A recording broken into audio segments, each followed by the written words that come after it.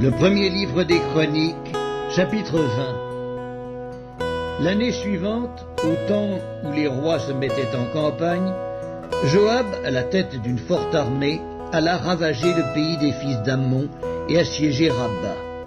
Mais David resta à Jérusalem.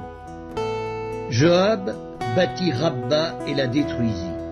David enleva la couronne de dessus la tête de son roi et la trouva du poids d'1 talent d'or. Elle était garnie de pierres précieuses. On la mit sur la tête de David, qui emporta de la vie un très grand butin.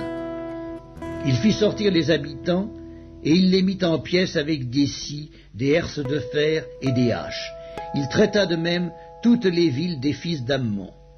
David retourna à Jérusalem avec tout le peuple. Après cela, il y eut une bataille à Gézer avec les Philistins. Alors, Sibécaï, le Huskatite, tua Sipaï, l'un des enfants de Rapha, et les Philistins furent humiliés. Il y eut encore une bataille avec les Philistins, et Elkanan, fils de Jaïr, tua le frère de Goliath, Lakmi de Gath, qui avait une lance dont le bois était comme une ensouple de tisserand. Il y eut encore une bataille à Gath.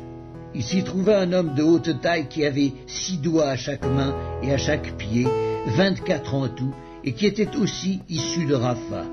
Il jeta un défi à Israël, et Jonathan, fils de Chiméa, frère de David, le tua. Ces hommes étaient des enfants de Rapha à Gath. Ils périrent par la main de David et par la main de ses serviteurs.